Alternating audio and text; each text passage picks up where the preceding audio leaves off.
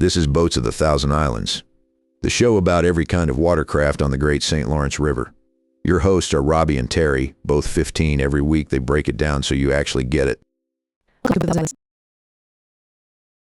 The show about every kind of watercraft on the Great St. Lawrence River. I'm Terry.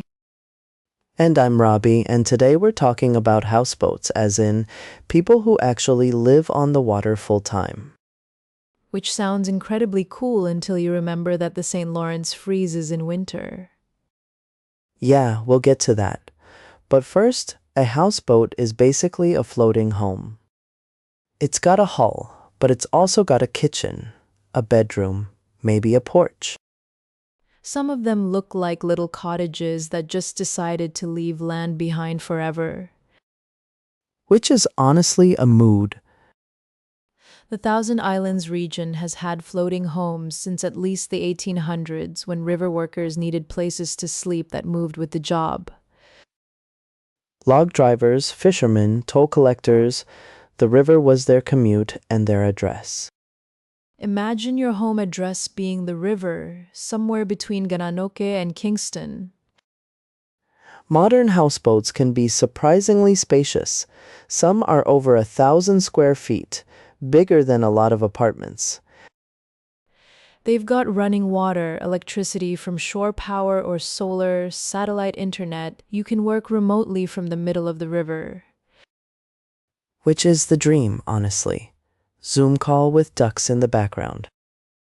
But here's the winter question. You can't just leave a floating home on the ice. Most houseboat owners in the Thousand Islands haul out in late October and park in a marina on dry land for the season. So technically, for about 5 months of the year, their house is just a house. A very weird house on a trailer. There are marinas along the river that offer seasonal slips, and some offer live-aboard permits. That's official permission to actually sleep aboard your vessel. Not every marina allows it. Water, sewage, electricity hookups. It gets complicated fast. Speaking of sewage, yes, we're going there. Boats can't just dump waste into the St. Lawrence. Canadian and American regulations both require holding tanks, and there are pump-out stations at marinas to empty them. The St. Lawrence is a drinking water source for millions of people, so that rule is very much not optional. Fun fact, the river drains about 25% of the world's fresh surface water through the Great Lakes system. So yeah, keeping it clean matters just a little bit. Houseboat culture in the Thousand Islands has this really tight community feel. People knock on the hull instead of knocking on a door. Your neighbors are literally floating. If someone wants more privacy, they just untie and move 50 feet. That's the most Canadian conflict resolution I've ever heard. Insurance for a live-aboard houseboat is different from regular boat insurance. You need something closer to home insurance plus marine coverage combined. It's pricier than insuring a regular boat, but usually cheaper than insuring a house on land in the same area. The cost of a houseboat ranges wildly.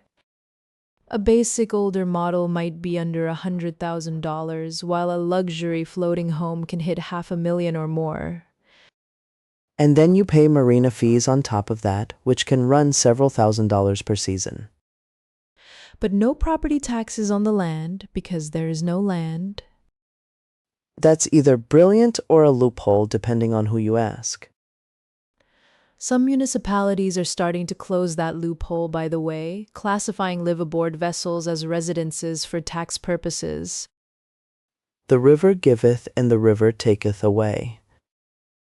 One thing people don't expect about houseboat life is the motion. Even tied up at a dock, the river moves and so does your home. Some people find it incredibly soothing. Others discover they get seasick at breakfast. Learning that the hard way seems like a very bad morning. If you ever get the chance to tour a houseboat at a Thousand Islands marina, absolutely do it. They're fascinating little worlds floating right there in plain sight. Next time you're crossing one of the bridges over the river, look down, you might spot one tucked into a quiet cove. A little home, rocking gently with somebody making coffee and watching the freighters go by. Not bad at all. Not bad at all.